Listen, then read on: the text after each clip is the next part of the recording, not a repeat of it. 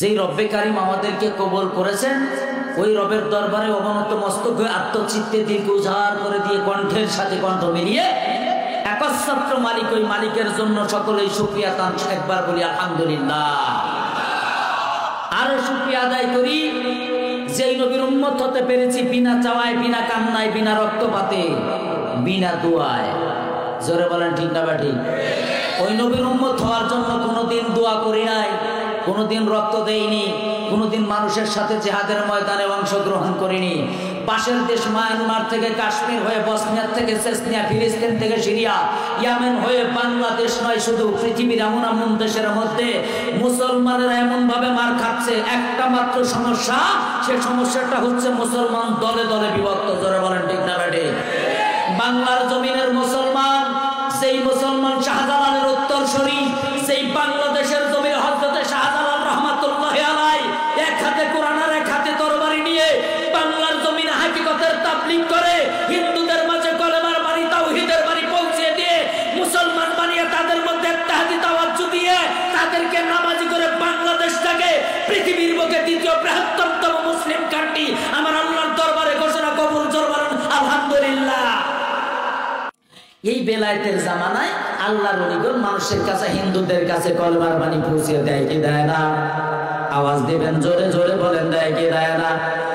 ওদের কাছে যাওয়ার পরে যখন কলেমার বাণীর দাওয়াত পৌঁছিয়ে দিত, দেয়ার সঙ্গে সঙ্গে যখন তারা মানত না, তাদেরকে নবীর তরিকায়, নবীর মহাব্বতের পাওয়ার দিয়ে এদের সাথে সৎ আচরণ করিয়া, না মূর্তি ভাঙিয়া, না তাদের গায়ে আঘাত করিয়া, ওই মানুষগুলাকে আল্লাহর নবী যেমন ভাবে ভালোবাসা দিয়েছিল, মক্কা বিজয়ের পরে বিবি একজন বৃদ্ধ মহিলার গাঠুরি টেকে গুহার মধ্যে পৌঁছিয়ে দিয়ে জিজ্ঞাসা করেছিল, তুমি কি রাস্তায় অনেক কথা সংক্ষিপ্ত করে দিলাম? এ বাবা তুমি কি? ডেকে ডেকে বলতেছে, মা, সেই ব্যক্তির কারণে তুমি মক্কা ছেড়িয়া এই গুহার মধ্যে আশ্রয় নিতেছো, আমি সেই নবী মুহাম্মদুর রাসূলুল্লাহ, জোরে বলা যাবে কি সাল্লাল্লাহু আলাইহি ওয়াসাল্লাম। আমার বন্ধু কোন দিকে নজর নাই, দুনিয়ার দিকে কোনো খেয়াল নাই। আল্লাহর বান্দারা দিলটাকে উজাড় করে দিয়ে শুনবে, আল্লাহর পয়গম্বরের চরিত্র লইয়া কোন মানুষ যদি মানুষকে দাওয়াতের কাজে যায়, ওই মানুষটা কখনোই কোনো মানুষের ক্ষতি করতে পারে না। জোরে জোরে বলেন কথা ঠিক কিনা? আমার বাইরে আল্লাহর পয়গম্বরের চরিত্রে যেই ব্যক্তি চরিত্রবান হয়ে গেছে, ওই ব্যক্তি মানুষের কাছে মহাব্বতের নজর দিয়া তাদের সাথে তার জবানের মধ্যে প্রকাশ পাবে, তার আচরণের মধ্যে প্রকাশ পাবে, তার ভালোবাসার মধ্যে প্রকাশ পাবে, তার কর্মের মধ্যে প্রকাশ পাবে। জোরে বলেন ঠিক কিনা? ওই তরিকায়, আল্লাহর পয়গম্বরের তরিকায় আল্লাহর ওলিগণ যখন হিন্দুদের মন্দিরে পূজা হয়, ওই সময় আল্লাহর পয়গম্বর, আল্লাহর বন্ধুরা গিয়া তাদের কাছে দাওয়াতের কার্য করেছেন। জোরে বলেন সুবহানাল্লাহ। আমার ভাইরা রে,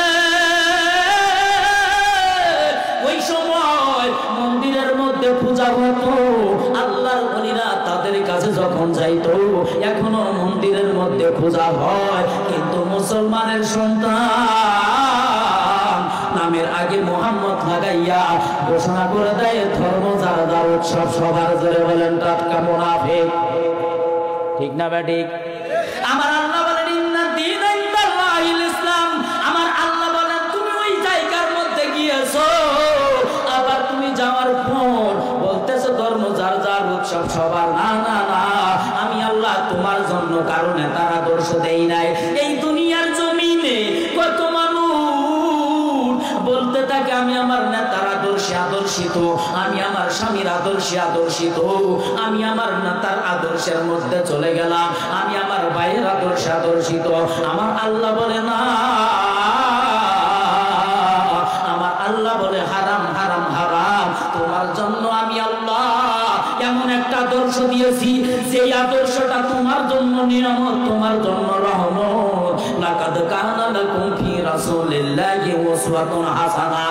এই আদর্শটা যদি তোমার মধ্যে থাকে, ওই সময় তুমি বলতে পারবা না, ভোটের জন্য ঠান্ডা করে তুমি বলবা না ধর্ম যার যার উৎসব সবার। শারদীয় দুর্গা পূজার শুভেচ্ছা আছে না না? জোরে বলে। এই দুনিয়ায় শুধু দেখো ভাই দামি, আসলে দেখো মনে তার ভণ্ডামি, আসলে তার মনেতে রয় ভণ্ডামি। মালিকের প্রেমেতে যেই জনবন্ধু দিওয়ানা, এই দুনিয়ার মোহের মায়ায় থাকে না, এই দুনিয়ার মোহের মায়ায় থাকে না। নবীর প্রেমে যে হাকো রে যারা জীবন দেয়, আমার আল্লাহ দুনিয়াতে পুরস্কার দেয়, আমার আল্লাহ দুনিয়ায় পুরস্কার দেয়। জান্নাত চোখের সামনে মালিক দেখাইয়া, এই দুনিয়া হইতে নাই গো তার তুলিয়া, এই দুনিয়া হইতে গো নাই তার তুলিয়া। জোরে বলা যাবে কি আল্লাহু আকবার? খারাপ লাগে নাকি? খারাপ লাগে নাকি? আমার বন্ধুগণ, এবার আল্লাহর বান্দা আল্লাহর ওলিরা ওই হিন্দুদের কাছে যাইয়া মন্দিরের মধ্যে পূজার সময় শ্রদ্ধা পূজায় ঠাকুর যদি থাকেন রেকর্ডিং করে নিয়ে যান। ওই ঠাকুরের যখন মন্দিরের মধ্যে পূজা করে, শ্রদ্ধা পূজার দ্বিতীয় শ্লোকের মধ্যে পূজা করে সাদে বিসর্বভূতে শান্তি রূপী ওম নমস্তে শিবাম নম ইল্লং দাসং কর্মং পূর্ণং ব্রাহ্মণ তস্মন্নন্তরে সমাজিত মুহাম্মাদি খ্যাত শিষ্য শাখা সমন্বিত আসর সঙ্গ হরি বহরং আল্লাহ আল্লাহ ইল্লাল্লাহ ইল্লাল্লাহ। এই বলে যখন ঠাকুর মশাই পূজা করে, ওই সময় শুধু করে যা দেবী সর্বভূতে শান্তি রূপী ওম নমস্তে সেই নম নম বলে। এরপরে আর জোরে বলে না, জোরে বললে ঠাকুরের পকেটে ফলের রস টাকা যাবে। জোরে বলেন। এর কারণ আছে, এইরকম ভাবে গোপন করিয়া শুধু ঘন্টা পাইরায় আর ঘন্টা পাইরায় মানুষের কাছে কথা বলার মেসেজ বুঝতে দেয় না। জোরে জোরে বলেন কথা ঠিক কিনা? ওই সময়ের মধ্যে মুসলমানের সন্তান 700 টাকা কেজির গোশত খাইয়া এই কুরবানির মধ্যে নাম বাঙানোর জন্য কুরবানি দেওয়ার পরে গোশত কি কুরবানি দিতে গিয়া যখন কয়টার থেকে ওটাই গোশত বেশি আসে না না। আমলের মধ্যেও চন্ডিস, ইমানের মধ্যেও চন্ডিস, শুধু খুঁজে দুনিয়ার লাভ, মালিকের সন্তুষ্টি নাই। এইরকম মুসলমানের সংখ্যা কম না বেশি? ওই মানুষ যখন মুসলমান হতো, এই মুসলমান গুলা তখন মানুষের কাছে যাইতো, চিন্তা করতো নামের আগে তো এইটা ছিল, এবার কি করা যায়। এই মানুষগুলা তখন বুঝতো না। আল্লাহর বান্দা তখন আল্লাহর ওলি তাদের কাছে কোরআনের দাওয়াত দিয়া ওই সময় বলতো, বন্ধুরা রে, দুনিয়ার মোহে থেকো না, তোমাকে কবরে যেতে হবে। ওই কবরে তোমার 1 নাম্বার মুসলমান হইয়া যাইতে হবে। একটু জোরে বলা যাবে সুবহানাল্লাহ। আমার বন্ধুগণ, আমি কুরআনুল কারীমের থেকে আয়াতে কারিমা তিলাওয়াত করেছি।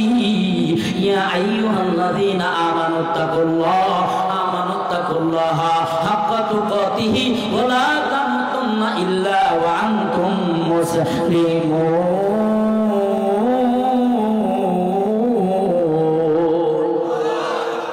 আমার বাইরারে আমার আল্লাহ জানিয়ে দেয়া হে আল্লাহ জিনা যারা আমানু ঈমানদার ওয়াত্তাকুল্লাহ, আমি আল্লাহকে ভয় করার মতো ভয় করো। ওয়ালা তামুতুন্না, অতক্ষণ পর্যন্ত মৃত্যুবরণ করে কবরে আসিও না।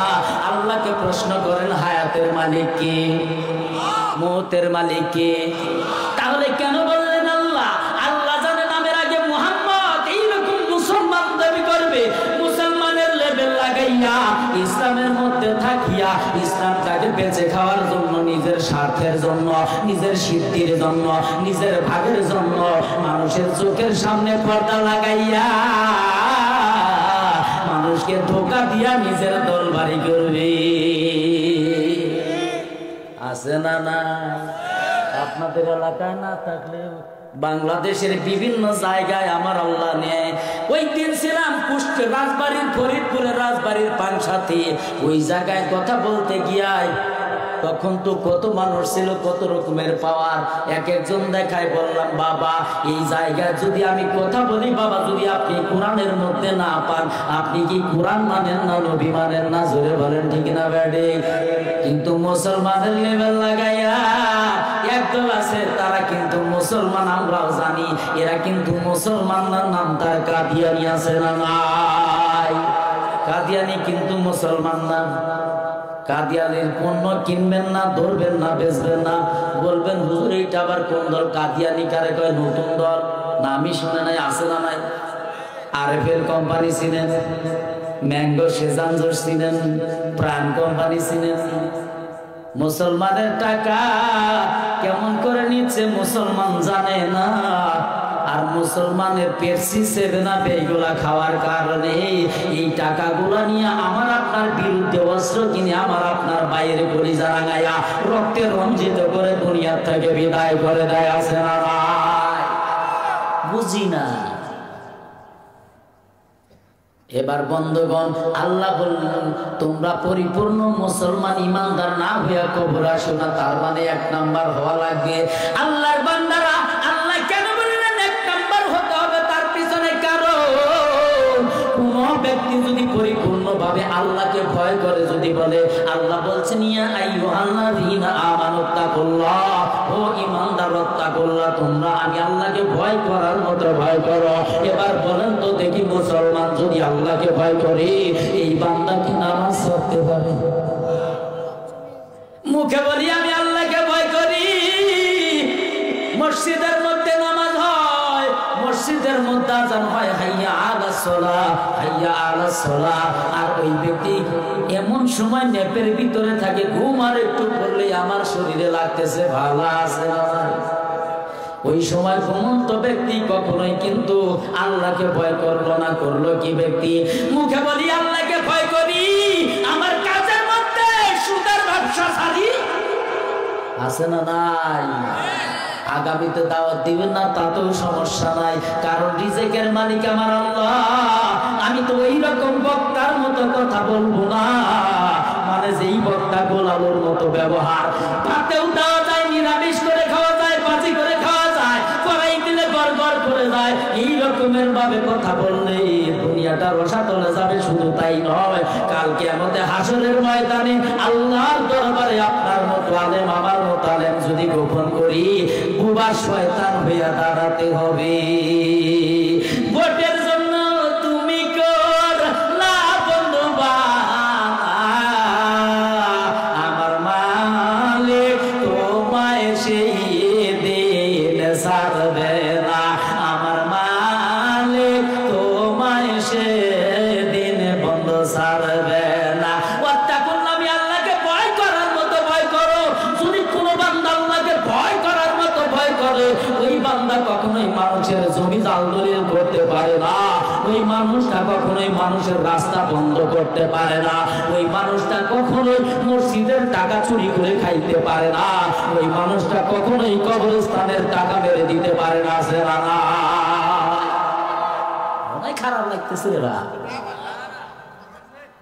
আমার বন্ধুগণ, এবার বলেন তো দেখি নবীর চরিত্রের আয়াতটা বলেছে লাকাদ কানা লাকুম ফি রাসূলিল্লাহি উসওয়াতুন হাসানাহ। এবার নবীর চরিত্র যদি আপনার মধ্যে আসে, রাহমাতাল লিল আলামিন জাতির হিফাজত করে, আলীকে ডেকে বলেছিল, আলী রে আমি চলে যাচ্ছি মদিনায়, এই যে আমার কাছে দেখো মালগুলা রয়েছে, গচ্ছিত এক একটার মধ্যে নাম লেখা আছে, আমি যদি চলে যাই অনেক মানুষ চিন্তা করবে আমাদের মাল সম্পদ গুলা মেরে দিয়ে চলে গেছে, আমি তোমাকে এই জায়গায় রেখে দিলাম, আমি তোমাকে চাদর খানা দিয়ে গেলাম, এই চাদরটা গায়ে পরা জড়াইয়া এই বিছানার মধ্যে শুইয়া তুমি কি করবা বন্ধু, তুমি কি করবা? সেখান সকালবেলা হওয়ার পরে প্রত্যেকটা মানুষ যখন আসবে তাদের মালগুলা ব্যক্তির নাম অনুসারে তাদের মালগুলা আমানতগুলা ফেরত দিয়া দিবা। আর আমাদের এমন সুন্দর চরিত্র, এমন আমানত আমাদের কাছে রাখে, টাকা তো তার আমানত দূরের কথা, গর্জনে নেই জুতা সে জোরে বলে। আমার বন্ধুগণ, এইটা কি নবীর চরিত্র? এইটা কি আল্লাহকে ভয় করা হলো বন্ধু না? এই ভয়টা শেখানোর জন্য ওই বান্দা যখন আল্লাহ ওয়ালাদের কাছে আলোচনা করবে, মুহাক্কিক বান্দাদের আলোচনা শুনবে, এই কোরআনের আলোচনা শোনার পর এই বান্দা যখন মালিকের ভয়টা তার মধ্যে প্রতিষ্ঠা করে নিবে, এই মানুষটা তখন নামাজের মধ্যে গিয়ে খুশু হুজুর সহিত নামাজ হয়, ওই ব্যক্তি নামাজের মধ্যে ফরজি আর ফাইজি হয় না, 3 মিনিটে 4 রাকাত আছে না নাই?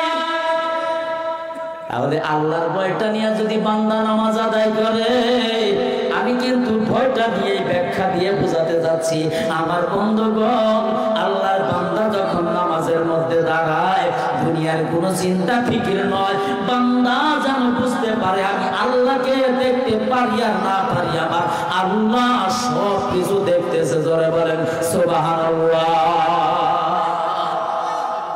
এবার বন্ধুগণ আমার, আল্লাহ বলেন ইন্নাল্লাহা আলিমুম বিযাতিস সুদূর, আল্লাহ বলেন তোমার সুদূর মাকাম অন্তরের মধ্যে কোন কথাটা লুকাইতেছো, কি গোপন করে বুদবুদ করতেছো, দামদামি করতেছো, জবান দিয়ে বলো না, মানুষের কাছে পর্দা লাগাইয়া তাদের সামনে তুমি বাহানা করো, আমি আল্লাহ তোমার অন্তরের খবর জানি। জোরে বলেন জানে কি জানে না?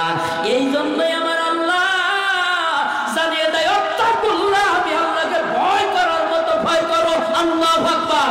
ওয়ালা তামুতুন্না, যতক্ষণ পর্যন্ত মৃত্যুবরণ করিও না রে বান্দা। ও হাবিব, তাদেরকে আপনি জানায়া দেন, তারা যেন কবরে 1 নাম্বার হইয়া কবর আসে, কবর আসে, তা যদি না হয় কবর কিন্তু তোমাকে খাতির করবে না। আছে না নাই? বাবা একটা গল্প মনে পড়ে গেল, বলবো নি?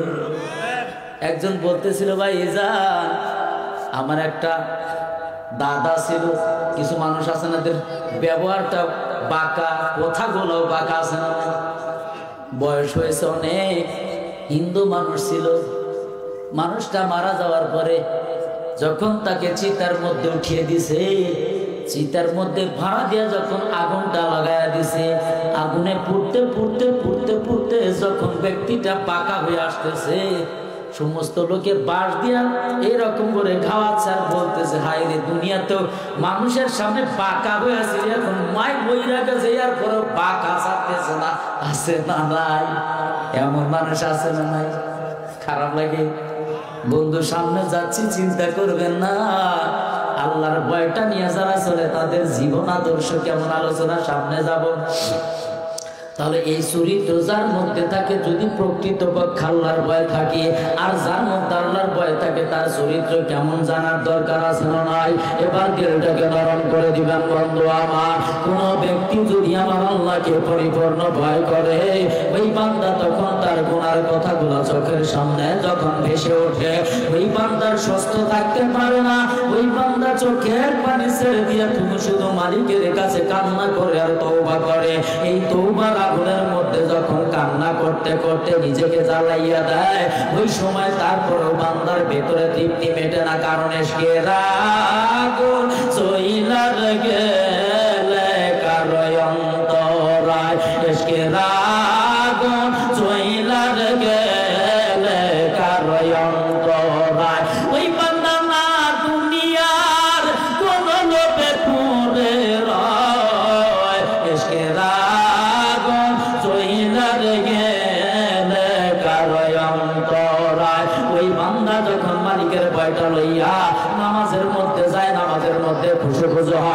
রাত্রিবেলায় বিবির বিছানার মধ্যে যখন চলে যায়, ওই মা গো আর ভালো লাগে না, ঠান্ডা পানি দিয়ে ওযু বানাই আমার মালিকের সন্তুষ্টি চায়। জোরে বলেন কার সন্তুষ্টি? আল্লাহর সন্তুষ্টি চাওয়ার জন্য যখন ঠান্ডা পানি দিয়ে ওযু করে, ওযু করার পর এই বান্দা তাহাজ্জুদের সময় যখন বান্দা যায় নামাজটা জমিনে ছেড়ে দেয়, তাহাজ্জুদের নামাজের মধ্যে দাঁড়ায় যায় মালিকের ভয় নিয়া, ভালোবাসা নিয়া। এই বান্দা যেই মাত্র যায় নামাজের মধ্যে দাঁড়াইয়া যায়, ওই সময় বান্দার চোখ দিয়ে টপ টপ টপ টপ করে পানি ছেড়ে দেয়, কান্না করে বলতেই থাকে রব্বে কারীম, আবার যেই জীবনের গুনাহগুলো ছেড়ে মানি, এই গুনাহগুলো তো তুমি মানুষের কাছে প্রকাশ করে দাও নাই। আল্লাহ তুমি যদি মানুষের কাছে আমার এই গোপন গুনাহগুলো প্রকাশ করে দিতা, আমি তোমার সন্তানের কাছে মুখ দেখাতে পারতাম না রে আল্লাহ। এই সময় বান্দা শুকরিয়ার জন্য মালিকের কাছে কান্না করে, তাহাজ্জুদের নামাজ আদায় করার পরে চক্ষু বন্ধ করিয়া আমার আল্লাহর দরবারে কান্না করে। কান্না করতে করতে করতে করতে যখন ভিতরে আগুন আগুন চলে যায়, ওই সময় বান্দা আর শান্ত থাকে না, তার কান্না বেড়ে যায়। আল্লাহু আকবার। আমার আল্লাহ ডেকে বলে, ফেরেশতারা রে, দেখ আমার বান্দা কেন কান্না করে। আমার বান্দাকে আমি আল্লাহকে দেখেছি, কয় না আল্লাহ দেখে নাই। আমার বান্দাকে আমার জান্নাত দেখেছে, কয় না দেখে নাই। আমার বান্দাকে আমার জাহান্নাম দেখছে, কয় না। এরপরেও বান্দা কেন কান্না করে? আমার বান্দা কান্না করে তার পেছনে কারণ আমি আল্লাহর কালামগুলো যখন শুনেছে, আল্লাহর কালামের কথাগুলো যখন আল্লাহর বান্দারা শুনিয়েছে, ওর ভিতরে আমি মালিকের ভয়টা ঢুকে গেছি। এবার বান্দা আমি আল্লাহর প্রেমে কান্না করতেছে, আমি আল্লাহ বান্দার জন্য রহমান হইয়া ওই বান্দা যখন মালিককে রহমান রাহিম বলে ডাক দেয়, আমার আল্লাহ বলে, বান্দা তুমি রহমান ডাক দেওয়ার কারণে, রাহিম ডাক দেওয়ার কারণে আমি আল্লাহর দরবারে কান্না করতেছো রে বান্দা। দুনিয়ার কোনো মোহ নয়, কাউকে দেখানোর জন্য নয়। এই দুনিয়ার মানুষ যদি রাত্রিবেলায় জানতো, কান্না করে করে বলে, আল্লাহ তুমি গোপন রাখছো, তুমি আল্লাহ আমাকে গোপনে গোপনে ক্ষমা করে দাও। জোরে বলেন সুবহানাল্লাহ। এই সময় আমার আল্লাহ ডাকতে বলে, ফেরেশতা আমার বান্দার চোখের পানিগুলো জমা রাখ, আমি আল্লাহ আমার বান্দার তওবার বিনিময়ে, চোখের পানির বিনিময়ে আমি আল্লাহ আমার বান্দার জীবনের সব গুনাহ মাফ করে দিলাম। এবার আল্লাহ বান্দার জন্য একটা খবর দিয়ে দেয়, লা তাকনাতু মির রাহমাতিল্লাহ, ইন্নাল্লাহা ইয়াগফিরুয যুনুবা জামিআ, ইন্নাহু হুয়াল গফুরুর রহিম। বান্দা রে,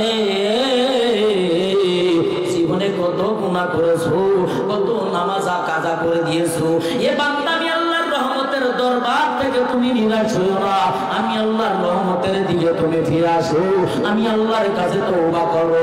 আমি আল্লাহ তোমার তওবা কবুল করিয়া জীবনের সব গুনাহ মাফ করিয়া দিয়া আমি বান্দা, আমি আল্লাহ তোমাকে আমার প্রকৃত বান্দা, মুমিন বান্দা করে কবুল করে নেব। এরপরেও বান্দার আল্লাহওয়ালারা কান্দে বেশি। জোরে বলেন ঠিক না বেটি? আল্লাহওয়ালারা কান্দে বেশি। এই আল্লাহওয়ালাদের কান্দার পিছনে রহস্য আছে। এই কান্না করতে করতে করতে করতে মালিককে যখন সন্তুষ্টি করে আমাদের আমল এবং ইবাদত দ্বারা সব একচ্ছত্র মালিকের সন্তুষ্টির জন্য। জোরে বলেন ঠিক না বেটি? এই ভয়টা লইয়া যখন বান্দা আল্লাহর সন্তুষ্টি চায়, ওই সময় কান্না আরো বেড়ে যায়। আমার আল্লাহ বলে, বান্দা দেখো আমার কান্না করতেছে আমার জন্য, আমার বান্দা এত কান্দে বাধ্য করেছি। আমার আল্লাহ ডেকে বলে, বান্দা আর কান্না করিও না, আমি আল্লাহ তোমার জন্য একটা নগদ দান করে দিলাম। এতদিন তুমি ছিলে শুধু আমার বান্দা, আমি আল্লাহ বান্দার থেকে আমি আল্লাহর বন্ধু বানাইয়া নিলাম। তাহলে বন্ধুর কোন দুনিয়াতে চিন্তা আছে? আখেরাতে, কবরে, কোন জায়গায় ভয় নাই। তার জন্য একালেও চিন্তা নাই, পরকালেও চিন্তা নাই, কোনো ভয় নাই। এই ভয়টা নবীর চরিত্র দিয়া যদি নিজের মধ্যে সেট করতে পারি, ওই কবরের মধ্যে গেলে কবরটা হবে জান্নাতের বাগান। জোরে বলেন সুবহানাল্লাহ। এবার এই ভয়টা যদি আমি আর আপনি কেমন ভয়, কত রকমের ভয় আছে দেখেন। আল্লাহর নবীর সাহাবাদের মধ্যে কতটা ভয় ছিল, জোরে বলেন আল্লাহু আকবার। আল্লাহর বান্দা নবীর সাহাবী ছিল আব্দুল উজ্জা। এই আব্দুল্লাহ মুসলমান হওয়ার পর চাচার কাছ থেকে মার খেয়ে যখন সব কিছু থেকে বঞ্চিত হইয়া যায়, নবীর দরবারে চলে গেছে। দুনিয়ার মায়ায় না, একমাত্র আল্লাহর সন্তুষ্টি, নবীর সন্তুষ্টির জন্য। জোরে বলেন ঠিক না ব্যাঠিক, জোরে বলেন ঠিক না ব্যাঠিক। আল্লাহর নবীর সাহাবী ডাক দিয়ে বলতেছে, আসসালাতু সালামু আলাইকা ইয়া রাসূলুল্লাহ। নবীজি আমার বের হয়ে বলে, তুমি কে? কয়, হুজুর আমি আপনার আব্দুল্লাহ। কেন তুমি কান্না করতেছো? ডাক দিয়ে বলে, নবী গো, ঈমান আনতে যাইয়া, ইসলাম আনতে যাইয়া আমি চাচার কাছ থেকে সব কিছু থেকে ছাড়িয়া, এমনকি আমার দেহের মধ্যে দুইটা পোশাক ছিল, আমার চাচা দেহের পোশাকটাও কেড়ে নিয়েছে। আমার চাচা আমাকে এমন ভাবে ছেড়ে দিয়েছিল উলঙ্গ অবস্থায়। আল্লাহর নবীর কাছে কথাগুলো বলতেছেন আর কান্না করতেছেন। এরা মুসলমান, আমি আর আপনি ইসলামের জন্য কি ছেড়েছি? ধরা বলেন ঠিক না বেঠি? আল্লাহর বান্দা আব্দুল্লাহ মসজিদের মধ্যে কোরআন তেলাওয়াত করার জোরে জোরে চিল্লায়া চিল্লায়া তেলাওয়াত করে। সাহাবারা বলেন, ইয়া রাসূলুল্লাহ, নবী গো, আব্দুল্লাহ এত জোরে তেলাওয়াত করে অনেকের সমস্যা হয়। আল্লাহ নবী তাকে বলতেছেন, তোমরা জানো না আমার আব্দুল্লাহ ঈমান আনতে যাইয়া এমন জিনিস ছেড়েছে, ওই সময় যখন তিনি কোন কোরআনুল কারীম তেলাওয়াত করে আমার আব্দুল্লাহর অন্তরের মধ্যে কষ্ট হয়, কান্নার রোল পড়ে যায়। ওই সময় আমার আব্দুল্লাহ বরদাস্ত করতে পারে না, তখন চোখের পানি ছেড়ে দিয়ে কান্না করে। হে বন্ধু, এই আব্দুল্লাহ সেদিন দুনিয়ার থেকে বিদায় হয়ে যায়, এবার দিলটাকে নরম করে দিবেন বন্ধু। এই আব্দুল্লাহ যখন দুনিয়া থেকে বিদায় হয়ে যায়, আল্লাহর নবীর কাছে খবরটা পৌঁছে গেল। আল্লাহর নবীটি খবরটা শোনার পরে যেন মনটার মধ্যে আঘাত পেয়ে নিলেন। আল্লাহর নবী যখন তাদের কাছে চলে গেলেন, আব্দুল্লাহর কাছে যাওয়ার পরে যখন কাফন সমাধা করার পর ওই কবরস্থ করার সময় যখন তাকে নিয়ে যাবে, ওই সময় সাহাবাদেরকে ডেকে বলে, সাহাবারা রে, আমার আব্দুল্লাহর কবরের মধ্যে আমি নবী নামবো। জোরে জোরে বলেন আল্লাহু আকবার। সাহাবাদের মধ্যে ধাপ করে কান্নার রোল পড়ে গেল। আরে আব্দুল্লাহ কেমন বড় ভাগ্যবান, আব্দুল্লাহকে কবরের মধ্যে নামবে দয়াল নবীজি মুহাম্মদুর রাসূলুল্লাহ সাল্লাল্লাহু আলাইহি সাল্লাম কত বড় ভাগ্যবান। কবর আশেপাশে কান্নার রোল পড়ে গেল। ও বন্ধু মুসলমান, এবার নবীজি আমার কবরের মধ্যে নামার পর আমার আল্লাহর কাছে ডেকে বলে, রব্বে কারীম, এতদিন আমি আমার আব্দুল্লাহর প্রতি রাজি ছিলাম, আল্লাহ আজকে থেকে তুমি আমার আব্দুল্লাহর প্রতি রাজি হয়ে যাও। সাহাবারা কান্না করে বলে, হায় রে ভাগ্যবান, আব্দুল্লাহর কপালটা কত বড় ভাগ্য নসিবে। আজকে যদি আব্দুল্লাহর লাশটা না হইয়া আমার লাশটা হইতো, আমার জীবনটা বড় ধন্য হয়েছে তোরে আব্দুল্লাহ। আজকে যেই নবীজি আব্দুল্লাহর লাশটা নিয়ে আমার আল্লাহকে ডেকে বলে, আল্লাহ আমি আমার আব্দুল্লাহর প্রতি রাজি ছিলাম, আজকে থেকে তুমি আল্লাহ আমার আব্দুল্লাহর প্রতি রাজি হয়ে যাও। এর মুসলমান, আমি আর আপনি কতটুকু আমল করি, কতটুকু আমল আমার জীবনের মধ্যে চরিত্রের মধ্যে আছে। তাদের মধ্যে সাহাবারা যারা জান্নাতের টিকিট পেয়েছিল, তারাও যদি কান্না করে কবরের চিন্তা করে, আজকে এই কবরস্থানের জন্য যেই মাহফিলের আয়োজন করেছে বন্ধু, দুনিয়ার কোনো স্বার্থের জন্য না, এই দুনিয়ার কোনো মানুষকে দেখানোর জন্য না, ওই কবর আমার আপনাকে যেতে হবে। ওই কবর কাউকে খাতির করবে না। জোরে জোরে বলেন ঠিক না গাড়ি? আমার ভাইরা রে, একদিন আপনাকে আমাকে যেতে হবে। কার জানি দরদের মা, কার জানি দরদের বাবা কবরের মধ্যে শুয়ে কাঁদনি।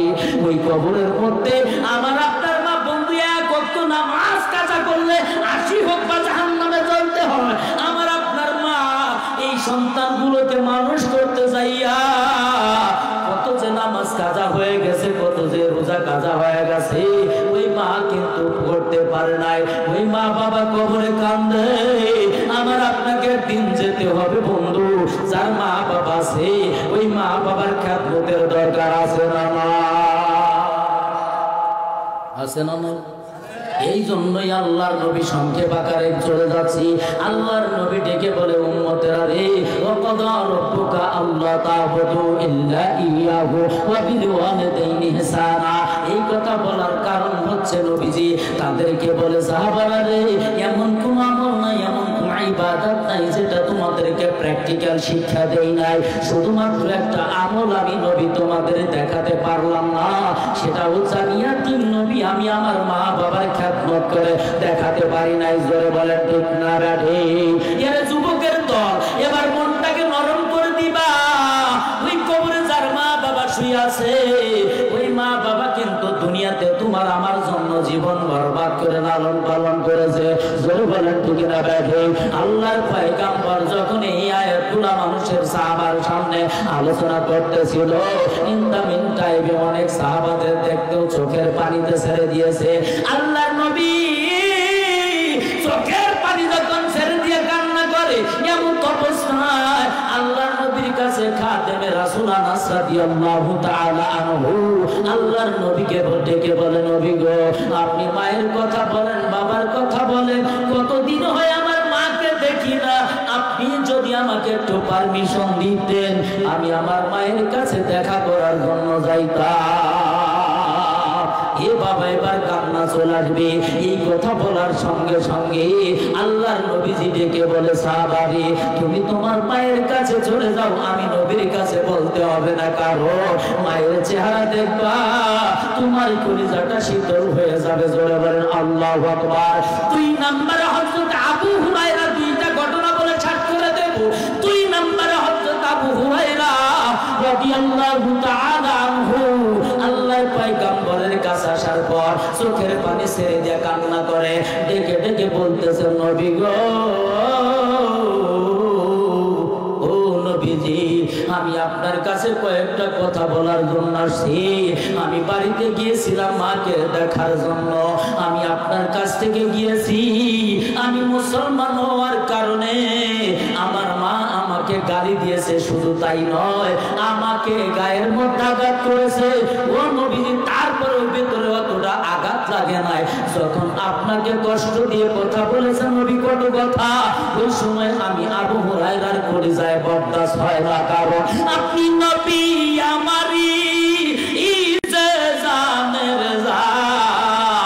আপনার ব্যথা দিলে সহে না যে, আমার প্রাণ ব্যথা দিলে সহে না যে, আমার প্রাণ। দেখলেন নবী আপনারই চোখের পানি ওই কলিজাতে চলে আগুনের খনি, কলিজাতে চলে আগুনের খনি। আবু হুরায়রা ডেকে বলে, নবী গো, আমার মা যখন আপনাকে গালি দিয়েছে, আমাকে আঘাত করেছে নবী, এই জন্য বরদাস্ত হয় নাই, আপনার কাছে বলতে আসছি নবী।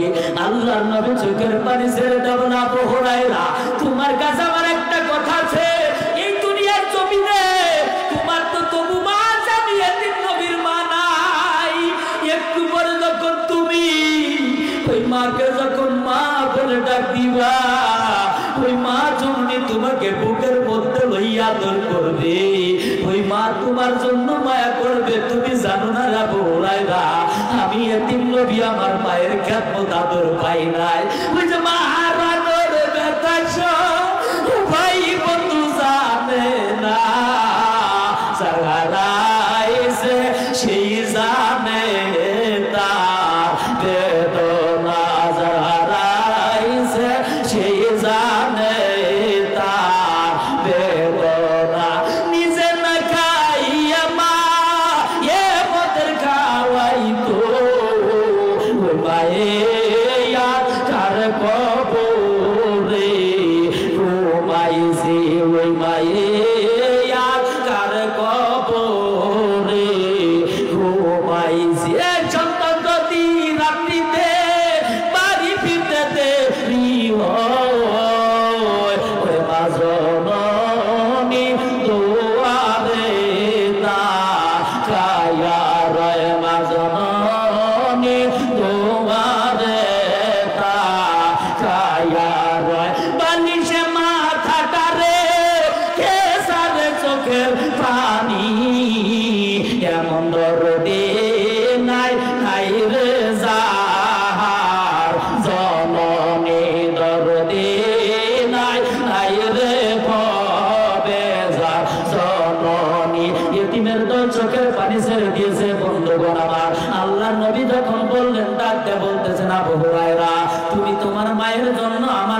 বিচার দেওয়ার জন্য আইসো না। একটু পরে যখন তুমি তোমার মায়ের কাছে যাইবার আবু হুরায়রা, এর দুনিয়ার মুসলমান, আমি গুনাহগার মরহুম মাওলানা মিনহাজউদ্দিন জালালীর সন্তান, বাংলার আনাচে কানাচে কত জায়গায় যখন বাবা মাহফিল করে বাড়িতে আসতো, রাস্তার মধ্যে যখন আমি গুনাহগারকে দেখতো, বন্ধু তোমরা যারা বাবার সাথে বিয়াদবি করো, আমি তো জানি বাবা হারার কি বেদনা করি, যার মধ্যে যখন আগুন ধরে যায় তখন বরদাস্ত করতে পারি না। আল্লাহর পয়গম্বর ওইভাবেই তো বলছেন, তোমরা পিতা মাতার খ্যাতমত করো বন্ধু আমার। ওই সময় বাবার তুলাবাড়িটা লইয়া বুকের মধ্যে লইয়া চুমো দিত।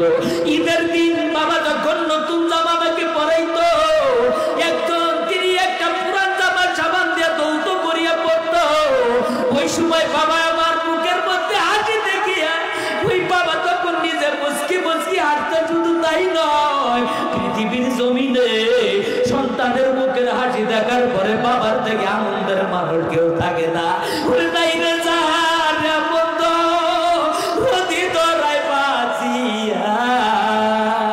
বুঝবে কেমনে আদর করবে গে আসিয়া, বুঝবে কেমনে আদর দেবে গে আসিয়া। বাবা বলে ডাক্তার যখন আমি বাবা রে বুকের মাঝে লইয়ার নিছে বাবা আমারি। এর বন্ধু আজকে 18টা বছর, এই 18টা বছরের মধ্যে আমি গুনাহগার বাবারে বাবা বলতে পারি না। তোমাদের যাদের বাবা আছে ওই বাবার কলিজায় কোনোদিন তোমরা কষ্ট দিও না, আঘাত দিও না। মায়ের কলিজায় কষ্ট দিও না, আঘাত দিও না। এই 18টা বছরের মধ্যে যে কটা ঈদ পালন করেছি রে বন্ধু আমার, প্রত্যেকটা মানুষ দেখি তাদের সন্তানদেরকে নতুন জামা পরাইয়া হাতটা ধরে গায়ের ময়দানে যায়। আমি গুনাহগার ফজরের নামাজের পরে যখন ঘরের দরজার দিকে তাকাইয়া দেখি, নাই রে আমার দরদি আজ তোরাই বাজি ইয়া কেরে করবে আদর বুকে রাখিয়া, কেরে করবে আদর বুকে রাখিয়া। ওই সময় ফজরের পরে যখন নামাজ আদায় করার পরে রাস্তার মানুষ দেখি এক একজনের সাথে কথা বলে, আমার তখন ভালো লাগে না রে বন্ধু। ওই সময় এদিক সেদিক তাকাইয়া কারো দিকে যখন যাই না, ঘরের দরজার মধ্যে মায়ের কাছে যাওয়ার পরে যখন মাকে সালাম দেই, মায়ের চোখটা দেখি টলমল। কারণ যদি আজকে বাবা থাকতো, ওই বাবা আমাকেও আদর করে রাখতো। ওই মায়ে তখন ডেকে বলে, বাবা তুমি কি তোমার বাবার সাথে দেখা করতে গেছো নাকি? ওই সময় দৌড়াইয়া দৌড়াইয়া ওই কবরের স্থানের দিকে যাইয়া আল্লাহর নবী যখন দোয়া করলেন, আবু হুরায়রা বাড়িতে ডাক দিলেন।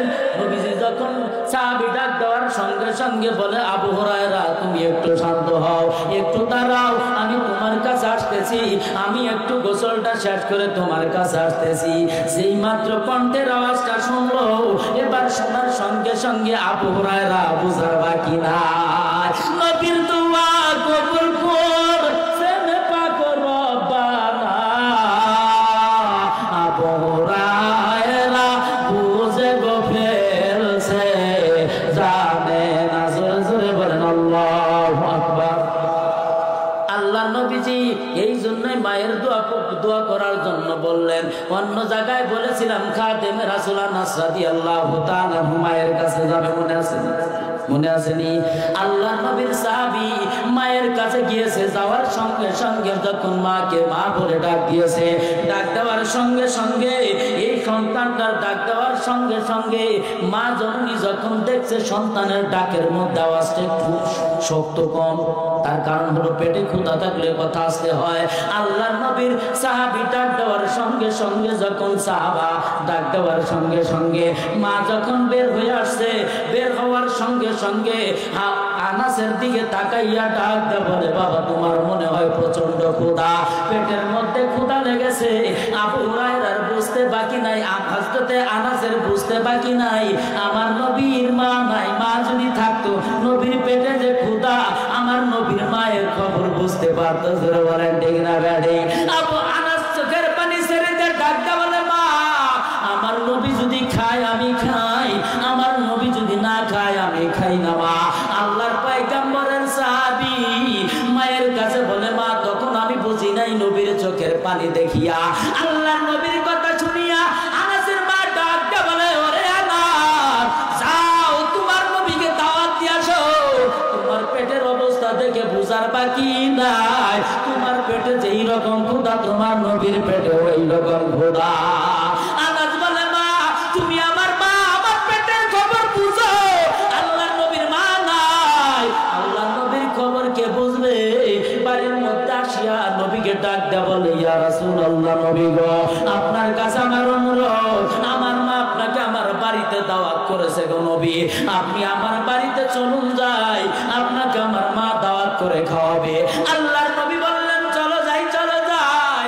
নবী বাড়িতে যাওয়ার পরে আনাসের মা যখন খাবার দাবার সামনে সব কিছু দিয়ে দিলে, আনাসকে নিয়ে খাবার পরিবেশন করার পরে আল্লাহর নবীর সাহাবী আনাসের মা ডাকতে বলতেছেন, নবী গো আমার আনাস বড় গরিব মানুষ, দরিদ্র মানুষ, আমার আনাসের জন্য একটু দোয়া করুন।